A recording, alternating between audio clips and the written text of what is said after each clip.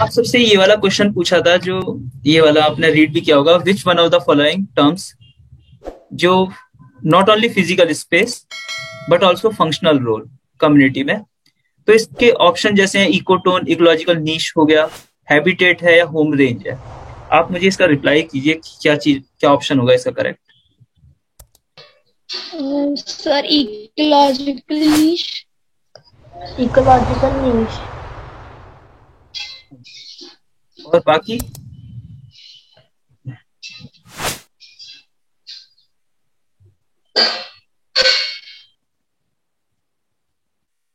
आप अगर चाहो तो मतलब चैट पे आंसर रिप्लाई कर दो चाहे मुझे, जितने भी पर्सन है एक बार, ताकि क्या है यहाँ तक कोर्स एक्चुअली कवर हो चुका है, मतलब कंटेंट जो है ये चारों सर के। इकोलॉजिकल नीश है सबका, किसी का हैबिटेट या होम रेंज तो नहीं है। नहीं सर। ठीक है, हाँ इकोलॉजिकल नीश है इसका करेक्ट आंसर।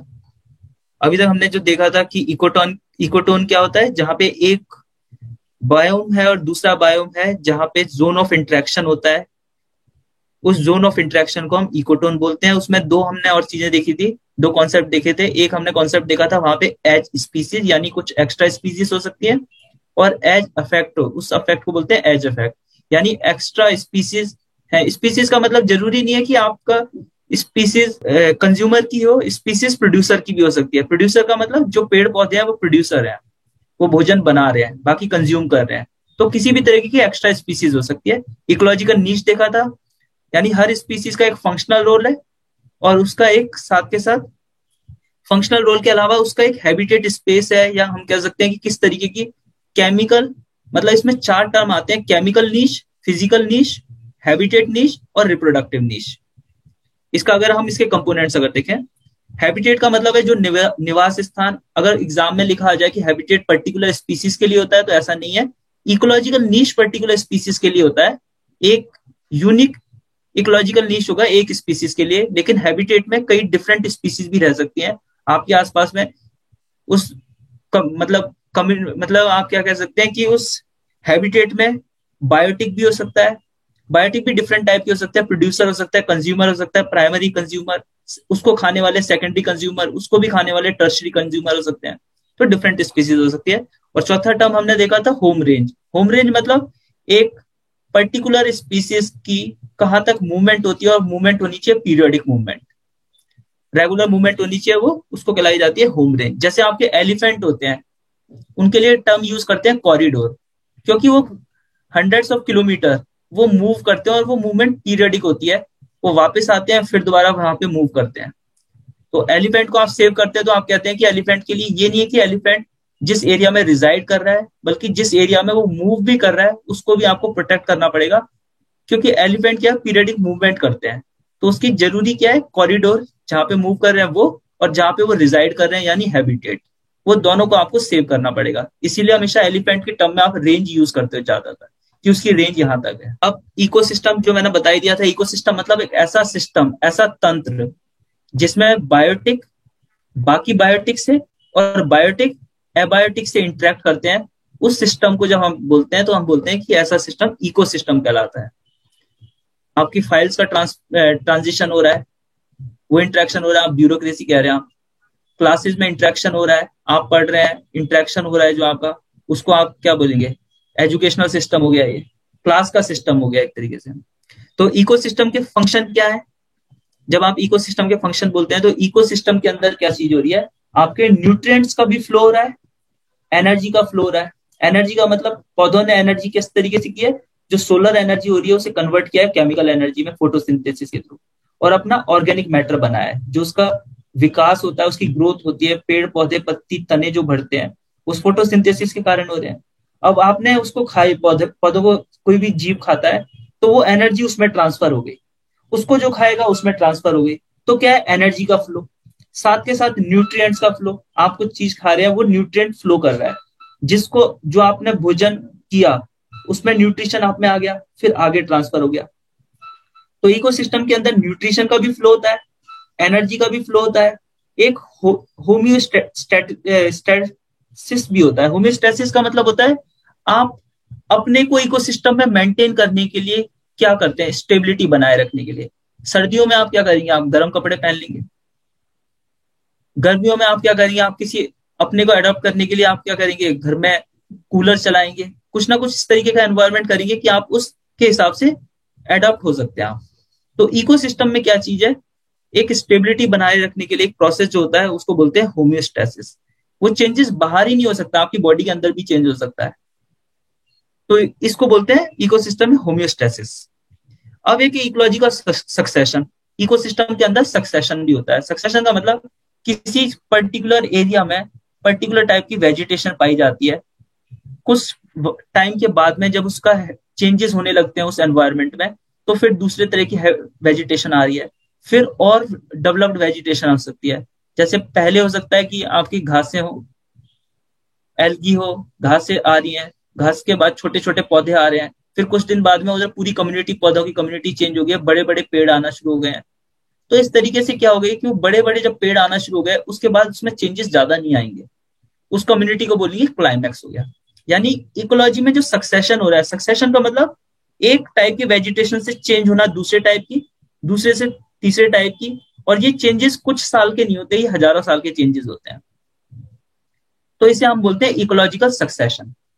यानी जो चेंजेस हो रहे हैं वेजिटेशन में, इकोसिस्टम के अंदर, वो उसका सक्सेशन कहलाया जाता है। यानी उसमें जो चेंजेस आ रहे हैं वेजिटेशन में, एक स्टेजेस के बाद अगली स्टेज आ गई, उसके बाद तीसरी स्टेजेस आ गई, और फिर एक क्लाइमैक्स कम्युनिटी बन जाएगी, क्लाइमैक्स टाइप की वेजिटेशन जो उसमें काफी समय तक सर्वाइव करेगी, जब तक कि कोई बहुत कुछ इस तरीके का कोई डिजास्टर नहीं हो जाए जो उसको को खत्म करे। यानी ऐसा हो सकता है कि एकदम से उस जगह पे इतना क्लाइमेट चेंज हो जाए, फ्लड आ जाए, या कुछ भी चीज हो जाए, एकदम से उसमें चेंज आएगा, तब जाके वो खत्म होगा। तो इकोसिस्टम के अंदर चार चीजें होती है। एक तो आपका सक्सेशन होता है, होम्योस्टेसिस होता है, एनर्जी का फ्लो होता है फूड चेन के थ्रू, और साथ के साथ फिर हो गया न्यूट्रिएंट साइकिल, जिसे हम बायो जियोकेमिकल साइकिल भी बोलते हैं। बायो मतलब जैविक, उसके बीच में जमीन पर जो धरती पर जियो हो गया, और केमिकल, जो केमिकल चेंजेस हो रहे हैं, वो जैसे आपका नाइट्रोजन साइकिल है, ऑक्सीजन है, तो ये सारे केमिकल है। तो वो आपका जो ट्रांसफर होता है, एक एक स्टेज से दूसरी स्टेज पर ट्रांसफर होता है, जो उसे खाने वाला जो अगला लेवल होता है उस पर जो ट्रांसफर होता है। तो इकोलॉजिकल सक्सेशन अगर हम देख रहे हैं, यहां तक आप लोगों को समझ आ रहा है ना? Yes sir. इकोलॉजिकल सक्सेशन का मतलब होता है एक चेंजेस आना वेजिटेशन, किसी पर्टिकुलर एरिया में जो वेजिटेशन में चेंज आता है एक स्टेज से दूसरे स्टेज में, उसे बोलते हैं इकोलॉजिकल सक्सेशन। आप बोल सकते हो इकोनॉमिकल सक्सेशन भी बोल सकते हो।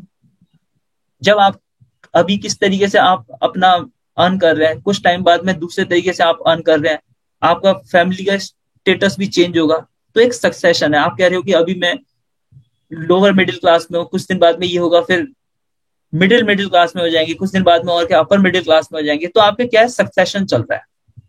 तो एक डायरेक्शनल चेंज है, एक पर्टिकुलर डायरेक्शन में चेंज हो रहा है। तो इसी तरीके से क्या चीज हो गई, इकोलॉजिकल सक्सेशन। यानी इकोलॉजी में होने वाले जो चेंजेस हैं, इसमें आप वेजिटेशन की बात करते हैं, ध्यान रखना। अगर प्रीलिम्स या किसी में भी ऐसा क्वेश्चन आता है तो उसमें लिखा होता है कि vegetational and non vegetational change. तो याद रखना वेजिटेशनल चेंज की बात हो रही है इसमें, नॉन वेजिटेशनल नहीं हो रही, कि एनिमल लाइफ के बारे में नहीं हो रही। एनिमल का मतलब जो कंज्यूमर के बारे में बात नहीं हो रही, प्रोड्यूसर के बारे में बात हो रही है, जो अपना भोजन खुद बना सकते हैं फोटोसिंथेसिस के थ्रू। इसीलिए वेजिटेशन की बात हो रही है। किसी पर्टिकुलर एरिया में जो वेजिटेशन में होने वाले चेंजेस होते हैं वो आपका इकोलॉजिकल सक्सेशन कहलाता है। और जो पहला टाइप का प्लांट, प्लांट का मतलब ऐसा नहीं है जो आपके आसपास में दिखते हैं, चाहे वो घास हो चाहे एल्गी हो। एल्गी होती है वो भी आपका उसमें ही आता है, फ्लोरा में आता है। एक होता है फ्लोरा, एक फोना होता है। फ्लोरा मतलब जो खुद भोजन बना सकते हैं, यानी पेड़ पौधे और इस तरीके के। और दूसरे होते हैं फोना, जो खुद भोजन नहीं बनाते, कंज्यूमर टाइप के होते हैं, जो दूसरे को खा के अपनी एनर्जी गेन करते हैं। तो यहाँ पे जो पहला प्लांट होता है जो उधर एरिया में कॉलोनाइज करता है, चाहे वो एल्गी हो चाहे कोई भी हो, वो आपका पायोनियर कम्युनिटी कहलाती है। यानी फर्स्ट टाइप की वेजिटेशन जो आ रही है, और जो आपकी फाइनल स्टेज में सक्सेशन के टाइम पर हुआ है वो आपकी कम्युनिटी कहलाती है क्लाइमैक्स कम्युनिटी। तो स्टार्ट हुआ आपका पायोनियर कम्युनिटी से, और डिफरेंट स्टेजेस में होते होते लास्ट में वो पहुंच गया क्लाइमैक्स कम्युनिटी पर। क्लाइमैक्स कम्युनिटी जब पहुंचेगी तो वो कम्युनिटी काफी स्टेबल होगी, उसमें ज्यादा चेंजेस नहीं होंगे, वो अपने को अपने हिसाब से अडॉप्ट करती रहेगी, वो मैच्योर होगी और उसकी प्रोडक्टिविटी ज्यादा होगी। एक मैं आपको टर्म बता देता हूँ, इसमें आपको किसी एनसीईआरटी में वो टर्म मिलेगा, किसी और जगह पे नहीं मिलेगा। एक होता है प्राइमरी प्रोडक्टिविटी, एक होता है सेकेंडरी प्रोडक्टिविटी। प्रोडक्टिविटी का मतलब है कि कोई स्पीसीज जो है वो अपना ऑर्गेनिक मैटर बनाने की उसकी कितनी कैपेसिटी है, यानी पर्टिकुलर टाइम में और पर्टिकुलर एरिया में कितना ऑर्गेनिक मैटर बन रहा है, वो उसकी प्रोडक्टिविटी कहलाती है।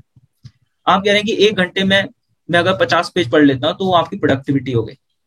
कोई कह रहा है मैं 25 पेज पढ़ रहा हूँ, कोई कह रहा है कि मैं 10 पेज पढ़ रहा हूँ, तो हर एक की अलग अलग प्रोडक्टिविटी है।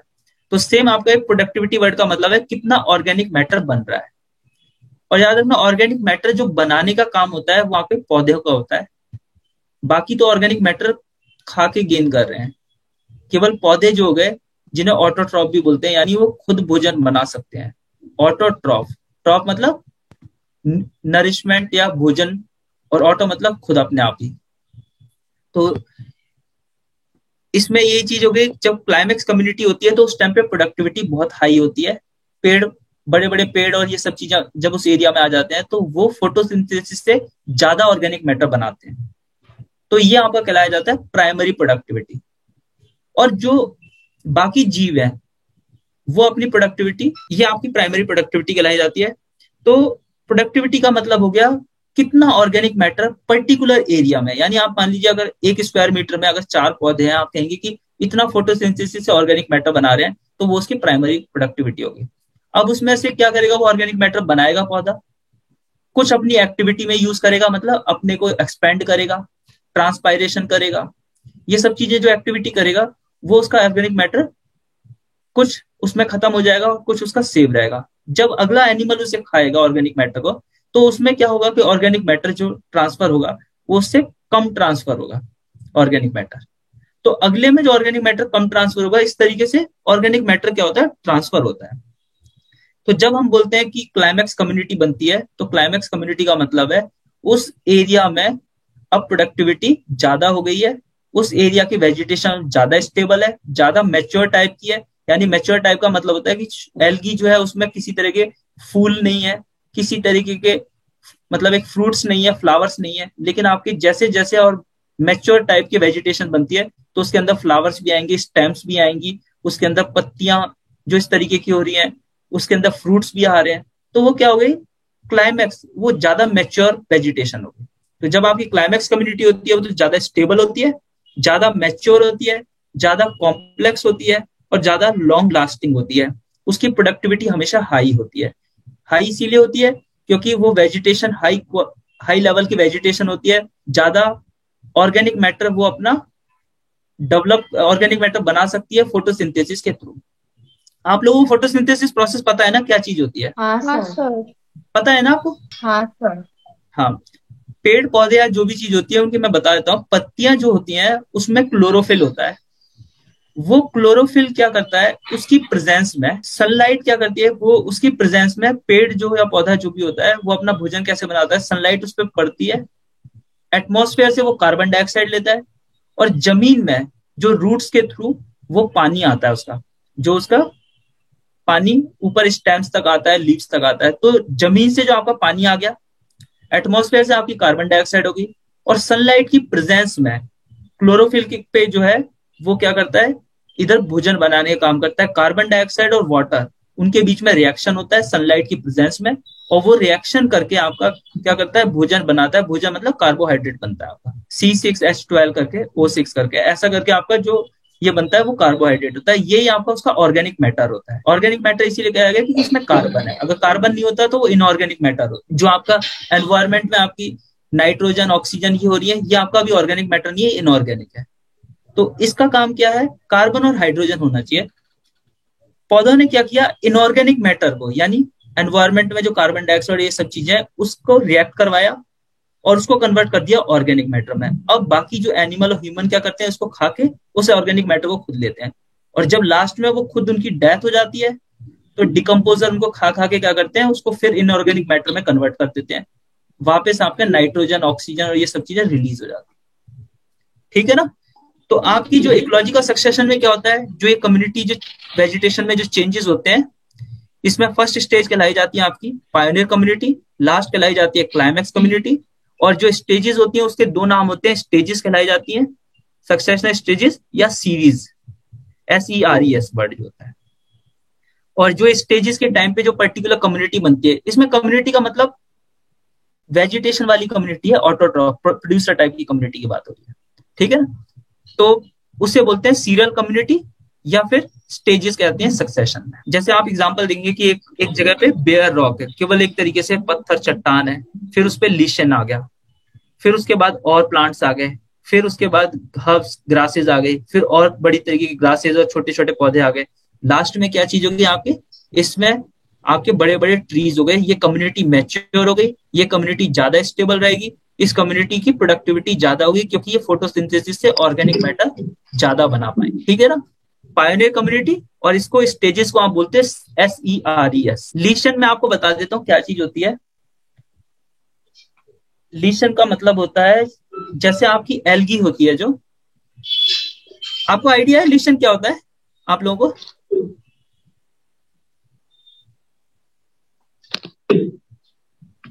हेलो। माइक्रो ऑर्गेनिज्म जैसा कुछ होता है जी हाँ, सही बात है, माइक्रो ऑर्गेनिज्म है जो तो नहीं उगता। पोल्यूशन वाले एरिया में नहीं होता। अच्छा, और बाकी और कुछ और बता सकते हैं इस पे, लीशन पे? मैं आपको ये बताता हूँ क्या चीज है इसमें, काफी सही बताया कुछ जो है, माइक्रो ऑर्गेनिज्म जो है, पोल्यूशन वाली भी बात है। देखिए किसी भी जगह पे जब हमने अभी इकोलॉजी का सक्सेशन पढ़ा, तो जो आपकी पायोनियर कम्युनिटी होती है और लास्ट में क्लाइमैक्स कम्युनिटी होती है, तो पायोनियर कम्युनिटी हमेशा आपकी माइक्रो ऑर्गेनिज्म की होती है। बड़े बड़े पेड़ जो है वो आखिरी स्टेजेस में आएंगे, इसलिए उस स्टेज को मैच्योर स्टेज भी कहते हैं, उसमें प्रोडक्टिविटी हाई भी होती है। माइक्रो ऑर्गेनिज्म कैसा हो सकता है आपका? माइक्रो ऑर्गेनिज्म हो सकता है आपका फ्लोरा टाइप का भी हो सकता है, यानी जो प्रोड्यूसर टाइप के होते हैं, जो अपना भोजन खुद बनाते हैं। फोना टाइप का भी हो सकता है, जो कंज्यूमर होते हैं, चाहे वो कंज्यूमर आपके हर्बीवोरस टाइप के हो चाहे कार्निवोरस टाइप के हो। अब लीशन जो होता है, इसमें क्या चीज है, ये दो का सिम्बियोटिक रिलेशन होता है, यानी दो चीज एक दूसरे से इंटरेक्ट कर रहे हैं और दोनों एक दूसरे को बेनिफिट पहुंचा रहे हैं। एक दूसरे को बेनिफिट पहुंचा रहा है और दूसरा उसको बेनिफिट पहुंचा रहा है। तो इसमें क्या चीज है लीशन में, एक तो एल्गी होता है और दूसरा आपका फंजाई होता है। तो एल्गी और फंजाई सिम्बियोटिक रिलेशन में होते हैं।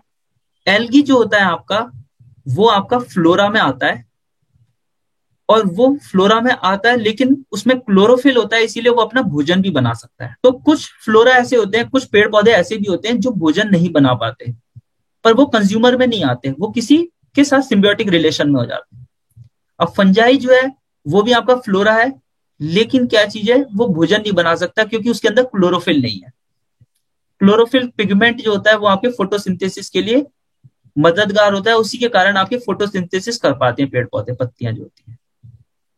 तो फोटोसिंथेसिस कब होता है? जब पिगमेंट जो आपका क्लोरोफिल होता है उसकी मदद से आपकी जो फोटोसिंथेसिस होता है, जिसमें कार्बन डाइऑक्साइड और वाटर के बीच में रिएक्शन होता है, और वो रिएक्शन सनलाइट की प्रेजेंस में होता है, क्योंकि सनलाइट जब पिगमेंट पे पड़ती है, क्लोरोफिल पे पड़ती है, तब ये रिएक्शन होता है पूरा। अब जिसमें क्लोरोफिल नहीं होगा वो भोजन नहीं बना पाएगा, तो एल्गी भोजन नहीं बना पाती है, लेकिन फंजाई भोजन, सॉरी, एल्गी भोजन बना पाता है, फंजाई भोजन नहीं बना पाता। तो इन दोनों के बीच का जो सिम्बियोटिक रिलेशन होता है उसको बोलते हैं लीशन। फंजाई क्या करता है, उसे एक बेस प्रोवाइड करता है, सबस्ट्रेट प्रोवाइड करता है, जहां पे एल्गी अपना भोजन बना सकता है। तो एल्गी भोजन बनाता है, फंजाई उस भोजन को यूज भी कर लेता है। तो दोनों ही फ्लोरा है, लेकिन एक के पास क्लोरोफिल है और दूसरे के पास क्लोरोफिल नहीं है। तो लीशन क्या है? Symbiotic relation between algae and fungi. Prelims में क्वेश्चन भी ऐसा आ सकता है, लीशन के बारे में कुछ बताया कि इस तरीके से, और साथ के साथ लिखा हुआ है it's a symbiotic relation between algae and bacteria, algae and fungi, bacteria and fungi. तो आपको ध्यान रखना ये एल्गी एंड फंजाई के बीच में, एल्गी के पास क्लोरोफिल होता है इसीलिए भोजन बना लेता है, फंजाई के पास क्लोरोफिल नहीं होता, भोजन नहीं बना पाता, वो उसे जगह प्रोवाइड करता है और वो भोजन बनाता है, उसका वो भोजन यूज कर लेता है। इस तरीके से चीज है इसमें। तो जब बेयर रॉक होती है वहां पे शुरू में लीशन इस तरीके के, बाद में छोटे छोटे प्लांट्स भी आना शुरू होते हैं, फिर घासें आना शुरू होती हैं, फिर बड़े बड़े ट्रीज आते हैं इस तरीके से।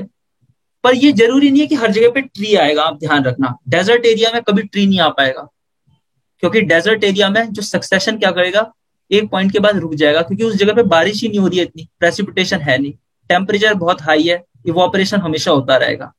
तो जमीन के अंदर पानी नहीं बचेगा, जो आपका ग्राउंड वाटर हमेशा इतना लो रहेगा, पानी नहीं रहेगा, तो क्या होगा, रूट से पानी नहीं आएगा, पानी नहीं आएगा तो आपको फोटोसिंथेसिस का प्रोसेस नहीं हो पाएगा सही से। तो अल्टीमेटली क्या होगा, वहां पे इतने बड़े हाई प्रोडक्टिविटी वाले आपके पेड़ पौधे ट्री नहीं मिलेंगे।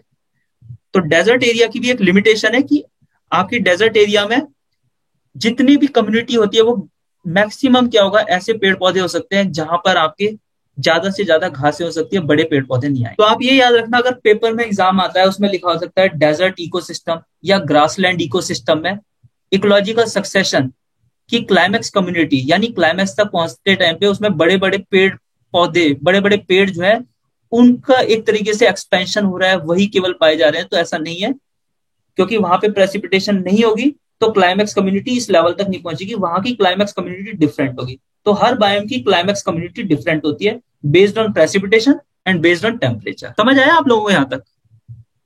Yes sir. ठीक है ना। अब इसमें एक टर्म आती है प्राइमरी सक्सेशन। प्राइमरी सक्सेशन हम 10-15 अभी कंटिन्यू करें क्लास को कुछ देर और। हाँ सर। प्राइमरी सक्सेशन का मतलब क्या होता है, जब भी आप कोई बोलते हैं प्राइमरी, प्राइमरी मतलब प्राथमिक, स्कूल में भी होता है प्राइमरी एजुकेशन, फिर सेकेंडरी, फिर हायर सेकेंडरी एजुकेशन, इस तरीके से चल रहा है स्कूलिंग जो होती है। अब प्राइमरी 1st to 5th हो गया, अपर प्राइमरी आप बोलते हैं 6 to 8 हो गया, सेकेंडरी आपका 9 to 10 हो गया, हायर सेकेंडरी आपका 11 to 12 हो गया। तो इस तरीके से सक्सेशन में भी क्या चीज है, जहां से शुरुआत हो रही है अगर, यानी जिस जगह पर कभी भी पहले कोई वेजिटेशन नहीं आई थी, जिस पर कभी भी कोई वेजिटेशन नहीं आई थी, वहां पर अगर सक्सेशन शुरू हो रहा है तो आप बोलते हैं उसे प्राइमरी सक्सेशन, यानी प्राथमिक टाइप का, यानी इस पर कभी पहले कोई क्लाइमेक्स कम्युनिटी थी नहीं। ठीक है ना। आपका जो बेयर रॉक है उस जगह पर, यानी उस जगह पर कभी कोई मिट्टी नहीं थी, उस जगह पर किसी तरह की कोई वेजिटेशन नहीं थी, स्टार्ट हो रही है जहां पर पहली बार, उसे आप बोलते हो प्राइमरी सक्सेशन। और वहीं अगर आपका किसी जगह पे कम्युनिटी वेजिटेशन आ चुकी है, किसी कारण से डिस्ट्रॉय हो गई है, फ्लड आने से, अर्थक्वेक आने से, या किसी भी तरीके के रीजन से कोई भी कम्युनिटी अगर पूरी तरह डिस्टर्ब हो गई है और फिर दोबारा से उधर वेजिटेशन आना शुरू होती है, तो उसे बोलते हैं सेकेंडरी वेजिटेशन। तो दोनों में डिफरेंस एक ही है, प्राइमरी वेजिटेशन मतलब जिसमें कभी पहले कोई वेजिटेशन थी नहीं, बिल्कुल बिगनिंग से स्टार्ट हो रही है, वहां पे सॉइल भी नहीं थी, सॉइल डेवलप हो रही है, फिर सॉइल डेवलप होने के बाद में छोटे छोटे लिशन, ग्रासेस फिर ऐसे डेवलप होना शुरू हुई। जिस जगह पे पहले कोई कम्युनिटी थी लेकिन वो किसी कारण से डिस्टर्ब हो गई है, चाहे नेचुरल कारण से, चाहे वो आपका मैन मेड रीजन से, कोई भी रीजन से हो सकती है, उस कारण से अगर वो डिस्टर्ब हो गई है और फिर दोबारा से उसमें सक्सेशन शुरू होता है, तो उसको बोलते हैं आप सेकेंडरी सक्सेशन। अब इसमें डिफरेंस एक और चीज होती है, प्राइमरी सक्सेशन आपका स्लो होता है ज्यादा, क्योंकि उसमें पहले सॉइल भी नहीं थी, रॉक थी, सॉइल डेवलप हुई इस तरीके से, तो वहां पे क्या चीज होती है, वो स्लो प्रोसेस में चलता है। लेकिन सेकेंडरी सक्सेशन में पहले से कम्युनिटी डेवलप हो चुकी थी, वेजिटेशन, वेजिटेशन डिस्टर्ब हुई, सॉइल अभी भी बची हुई है, तो उसमें क्या चीज होगी, जल्दी से जल्दी क्या होगा, कहीं से बीज आ जाएंगे उड़ते हुए, और इस तरीके से उसका प्रोसेस जो होगा सक्सेशन का थोड़ा फास्ट। तो जैसे प्राइमरी सक्सेशन में where no community has existed previously, कोई कम्युनिटी नहीं थी, यहाँ पे क्या चीज है कि किसी नई साइट पर कोई पायोनियर कम्युनिटी, पायोनियर मतलब जो स्टार्ट करती है, क्लाइमैक्स मतलब जो एंड करती है, तो कई किसी जगह पर पायोनियर कम्युनिटी आ जाती है, जैसे माइक्रोब, लिशन, मॉसेज, ऐसे मॉस आ जाते हैं, ये सब चीजें आ जाती हैं, वो धीरे धीरे क्या करती हैं, उस हैबिटेट को चेंज करती हैं, खुद की उनकी डेथ हो जाती है, डेथ होने के बाद में उसको कोई डिकम्पोज करता है। अब डिकम्पोज करने के से क्या होता है, उसके अंदर जो आपके न्यूट्रिएंट रिलीज होते हैं, उधर इरोजन होता है रॉक का, ये सब प्रोसेस के बाद धीरे धीरे उधर वहां पे सॉइल डेवलप होना शुरू हो जाती है। सॉइल क्या होती है, आपकी रॉक्स का इरोजन होने से, और उसमें जब न्यूट्रिएंट आ जाते हैं तो सॉइल हो जाती है। किसी जगह पे रॉक है, वहां पे इरोजन हो रहा है, चाहे पानी से, चाहे हवा से, या किसी भी रीजन से, वो धीरे धीरे रॉक क्या होगा, चूरा बनना शुरू हो जाएगा, वो क्या है, सॉइल है, उसमें फिर न्यूट्रिएंट भी आना शुरू हो जाएंगे, न्यूट्रिएंट आ गए तब वो सॉइल कहलाई जाएगी।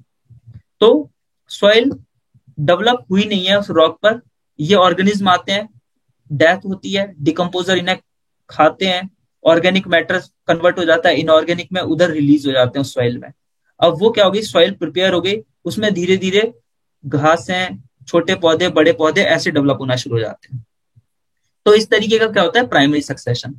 सेकेंडरी सक्सेशन में क्या है कि वहां पे कोई क्लाइमैक्स कम्युनिटी खत्म हुई लेकिन सॉइल बची हुई है, अब उसमें कहीं से हवा से उड़ के या कोई बीज आ गए, छोटी घासें आ गई, फिर घासों के बाद पेड़ आ गए, वहां पे आप कहलाया जाएगा सेकेंडरी सक्सेशन। ये सेकेंडरी सक्सेशन है जहां पे कंप्लीट या पार्शियल डिस्ट्रक्शन, कोई एग्जिस्टिंग कम्युनिटी डिस्ट्रक्ट करती है, उसके बाद सक्सेशन होता है, उसको आप बोलते हैं सेकेंडरी सक्सेशन। ये क्वेश्चन था जो मैंने आपको वैसे पहले ही बोल दिया था। लीशन जो है capable of initiating a ecological succession even on a bare rock are actually a symbiotic association of.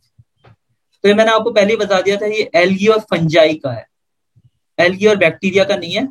Fungi में क्लोरोफिल नहीं होता, एल्गी में क्लोरोफिल होता है, इनके बीच में एक सिम्बियोटिक रिलेशन होता है, इसके थ्रू ये अपना जो है लाइफ सर्वाइवल होता है। तो लिशन क्या है, कोई सिंगल ऑर्गेनिज्म नहीं है, दो माइक्रो ऑर्गेनिज्म के सिम्बियोटिक रिलेशन है, उससे डेवलप होता है। डिफरेंस क्या है प्राइमरी सक्सेशन का? डिफरेंस वही है, वो वेल डेवलप्ड सॉइल पर शुरू होता है। सेकेंडरी यहाँ पे कोई क्लाइमेक्स कम्युनिटी डिस्टर्ब होने के बाद, प्राइमरी उसमें कोई सॉइल नहीं होती, बेयर रॉक होता है, वहां से वो डेवलप होता है, तो वो स्लो होता है।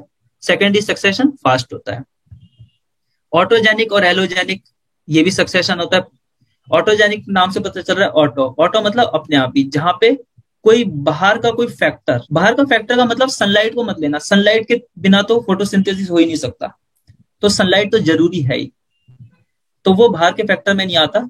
उस कम्युनिटी में खुद ही वो सेल्फ धीरे धीरे डेवलप होती है सनलाइट के थ्रू, और ये वो बाहर के फैक्टर में नहीं आएगा। अगर वो खुद ही डेवलप हो रही है, खुद ही सक्सेशन की स्टेजेस में जा रही है अपने आप ही, तो उसको आप बोलोगे आप ऑटोजेनिक। वहीं अगर उस कम्युनिटी में बाहर का कोई फैक्टर रोल प्ले करता है, तब आप उसे बोलते हो एलोजेनिक। तो एलोजेनिक का मतलब जहां पर कोई बाहर का फैक्टर वर्क करेगा, ऑटोजेनिक मतलब अपने आप ही, जहां पर वो इंटरनली वो कम्युनिटी क्या है अपने को डेवलप करेगी और नेक्स्ट स्टेजेस पे लेती जाएगी। डेवलप अपने आप का मतलब है कि सारे फैक्टर्स जितने भी हैं वेजिटेशन को जरूरी फैक्टर उस कम्युनिटी में अवेलेबल है, तब वो ऑटोजेनिक बनेगी।